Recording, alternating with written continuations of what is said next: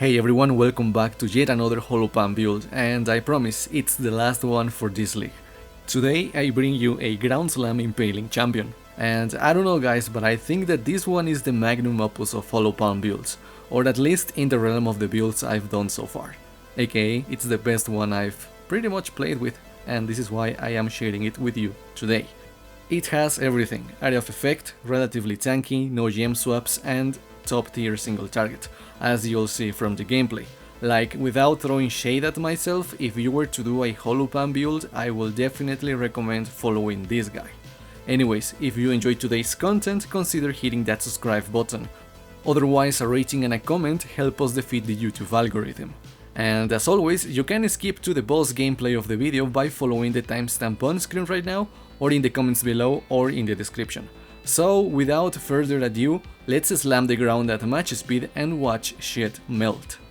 Okay, so before we take a look at the character's gear, we're gonna take a look at the skill tree because there's a couple of things that I have to point out specifically. Now, I am playing as a level 97 champion, and I would recommend that you do the exact same thing, or at least push for as high as humanly possible, because at the end of the day, the last 2 points, at least in my case, were focused around some sort of mana leech. Since we are attacking really freaking fast, and we've got some reduced mana cost of skills on our jewelry, we should be able to sustain the usage of the skill during mapping, but during single target we do not want to risk the fact that we could run out of mana, which is why the last 2 points should be focused around some sort of mana leech, either from your large cluster jewel, a jewel socket, or this node over here near the ranger start. So, actually talking about the skill tree, I wanna point out the fact that we are using a lethal pride. And this is important because while having waters under Akoya, we turn Iron Grip in this place into Chain Breaker, which is gonna help us generate 3 rage per second. However, we're also going to lose 5 rage whenever we hit an enemy, but that isn't as bad for single target because by having a lot of rage, we can use Berserk and deal even larger amounts of damage, which is why I am using a Lethal Pride. However, pay attention to the roll in your Lethal Pride because, for example, mine is giving me some fist damage over here and also some fire resistance over here, which if you take a look at the POV that I will be leaving down there in the description, you're gonna notice that I am lacking fire resistance and also not getting this fist damage accounted for. And that is because POV doesn't take the actual roll of the Lethal Pride into account. And when it comes to your turn of doing the exact same thing, make sure that your Lethal Pride is giving you stuff that actually helps your character in the long run. So yeah, moving on to the rest of the skill tree, we are not building around the Marauder side of the tree because Harpooner is actually not doing anything for us, as this cluster over here only applies to two-handed weapons, and since we are unarmed or technically dual wielding, that does absolutely nothing for us. And instead of using those points over here, I decided to use them over here near the Zion start for Constitution, Forceful Skewering for the Impale stuff, and Berserking for additional rage and some attack speed, and also the Jewel Socket, which is pretty helpful in the long run. Now, moving on to the rest of the tree, we take the Fortify stuff because we've got permanent Fortify. We also build around the Ranger start for some dexterity stuff, some life stuff, the Jewel Socket, and the increased dexterity, to increase our damage and accuracy. And for the large cluster jewels that I am using 2 sets of them, and in one of them I am only investing 5 points, and I am taking Exploit Weakness, Master the Fundamentals, and the 2 Jewel Sockets. It is an 8 passive large cluster jewel, and remember that anything above 8 passives is pretty much useless and worthless, so try to push for 8 passives in your large cluster jewels. So the first one is also hosting a medium cluster jewel which has Exploit Weakness and Evil Eye for more vulnerability curse effect and also curse enemy, bonuses. So yeah, it is also hosting a Watcher's Eye with Impales to inflict last 2 additional hits while using Pride. And this one is a massive DPS bump, but I will not recommend getting one if you do not have the currency for it. Instead, you can also use double damage with Pride or attack damage with Pride if you want, or instead, not use it at all and instead get another jewel or something like that. So yeah. The other jewel has attributes, global fist damage and increased maximum life. Also this jewel over here has the exact same thing, attributes, global fist damage and increased maximum life. The other large cluster jewel is hosting Drive the Destruction, Smite the Weak and Fuel the Fight. Again 8 passives because anything above that is completely useless. It is also hosting a medium cluster jewel with Exploit Weakness and Evil Eye again, and we're also having Hollow Palm Technique in one of the sockets because Hollow Palm Technique can only spawn on the outer side of the skill tree. And remember, Hollow Palm Technique makes it so that we count as dual wielding while unencumbered. We've got more attack speed and we get a lot of physical attack damage per 10 dexterity. So yeah, that is the backbone of our build. And the last normal jewel in this build has life, attributes and attack speed while dual wielding. So yeah, that is gonna be it for the skill tree. I know that I probably skimmed out on some things, but you can check it out in the POV if you require additional knowledge. And before we move on to the gear portion of the video, we've got First to Strike, Last to Fall for the Adrenaline. We're gonna follow a different setup to trigger it as the other videos. We've also got Unstoppable Hero for Fortify stuff, Fortitude for permanent Fortify, and Master of Metal for some extra Impale stuff. So now we're gonna take a look at the gear, and first, you gotta remember that we are playing with Hollow Palm Technique, which means no weapons, no gloves, and we get a lot of bonuses by gimping our character like that.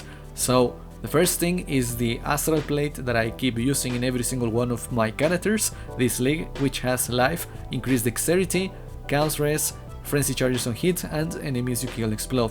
Now in your case, getting something pretty similar to mine or identical is gonna be a little bit difficult, which is why I would advise instead Awakener slamming 2 body armors, one with the enemies you kill explode and another one with the frenzy charges on hit, and working off whatever you roll after doing that little experiment. Remember that you can get increased attributes through the use of the crafting bench, and that way you can instead replace the increased dexterity that I've got on mine if you have an open suffix. So yeah, moving on to the ring. This guy is the exact same ring I was using on the last Hollow Palm build, and it has a lot of dexterity, fist damage attacks, life, cold res, curse enemies with vulnerability on hit, and I crafted negative total mana cost of non-channeling skills. It is also hosting our Flame Dash, and it is an onset ring with Warlord influence. So, as I said the last time, I will advise going for an onset ring with a lot of dexterity, if possible the life and maybe a resistance, and slamming the Warlord Exalt, and if you've got an open suffix you can augment a physical modifier and get your vulnerability that way. Otherwise, buying something as close to mine is probably gonna be a little bit expensive, which is why I would advise that you craft your own ring. Moving on to the next ring that we are using, it is a Circle of Guild, and again it's the same Circle of Guild as the last Hollow Palm character. It has to all attributes and global fist damage as implicits, while also having a lot of attributes, fist damage attacks, you know, the armor that is always present on this ring, and Herald of Purity has increased buff effect and increased fist damage while affected by Herald of Purity. And it is mandatory because it is gonna help us deal even more damage. I am not sure if a rare ring can beat this guy, but if you try and get something that can get as close to this, get something with melee damage, a lot of physical damage, a lot of dexterity, life, and if possible some additional chaos res or, you know, any other crafted modifiers on the bench that can help your character further. So yeah. Moving on to the amulet, we are using again the same amulet as the last character. We are recycling a lot of gear from that character. And this amulet has life, fist damage attacks, a lot of dexterity, double resistances, and non-channeling skills have -8 total mana cost of skills. And it has Panopticon allocated, which is gonna make it so that we get a lot of extra mileage out of our ancestral totems, and in our case we're mostly gonna use it for the Baal Ancestral Warchief, as that gives us even better fist DPS when it's up in comparison to the regular Ancestral Warchief, and we are not going to use an Ancestral Protector unlike the last few Hollow Palm characters that I've done. Now, when it comes to getting something like this, again, try to get life and dexterity first, and using the garden try to force the resistances. Otherwise you're probably gonna have a harder time getting something as close to mine, but if you can find something similar, go ahead and acquire it or use it. So yeah, the boots, which are the last thing that we are reusing from the last character, have life, movement speed, cold res, lightning and chaos res that I crafted, a lot of dexterity, and again they are two-tone boots for that resistance implicit. And again, it is mandatory to get something like this because we have to cover those resistances, and we also want as much life, dexterity and movement speed to make sure our character is as smooth as possible when mapping. So yeah, the helmet is something that I am not 100% convinced about, even though I am technically done playing with the character. So let me explain. This helmet has life, chaos resistance, cold and lightning resistance, it has ground slam damage as an enchantment, and I did something with synthesis regarding the dexterity suffix. Now, I am pointing out this fact because I forgot to divine the helmet before, you know, using the synthesis fractured modifier on the garden, which is why the dexterity is not as high as it could have been.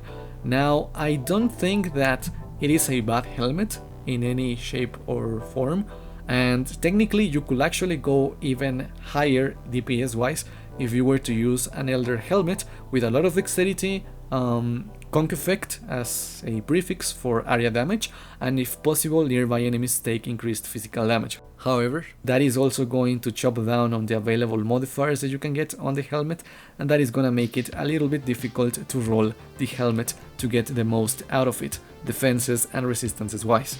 Which is why I am not 100% convinced on it, but it was pretty good and it also served the purpose of enabling more damage in the character. So try to get something as close to this if possible, and if you can get something better, that is also great. So yeah. Lastly for gear, it's the belt, and this one is a Hunter influence Stygian Vice with life, increased attributes, fire res, lightning res, and I crafted the lowest roll of the tier 1 increased damage craft, which is kinda obnoxious, but you know, sometimes it do be like that, and this time it did be like that. So yeah, try to get something with as much increased attributes as humanly possible, which is both a Hunter modifier and an Elder modifier. Now, if your belt is Elder influenced, you can also try and get global fist damage, and if you're lucky, you can get the highest possible global fist damage, which is going to outgun the increased damage. For example, the one I currently have on the belt. So yeah. Besides that, getting something like this, probably a little bit expensive, so if possible, try to get one with the increased attributes and use the garden to force the other modifiers, which is how I crafted mine, which is why I've got tier 2 increased life, even though that number kinda makes me sad, and I would have liked tier 1. That is the way this belt decided to roll, and in the end it isn't that bad, and it also helped the character, you know, deal the DPS.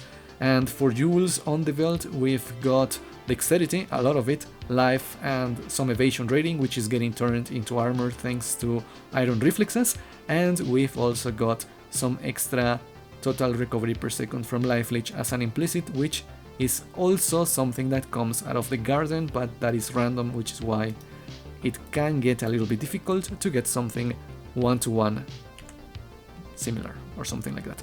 And finally, for flasks, we've got a silver flask, a bottle fade, and a lion's roar. Now, this bottle fade has a funny story, because before I made this character, I was gonna do a wanding assassin using a wand that had dexterity stacking as an implicit.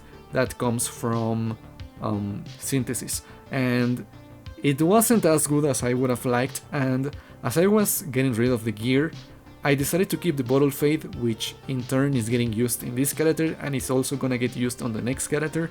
And even though it is quite the expensive investment, it is possibly one of the strongest flasks in the game.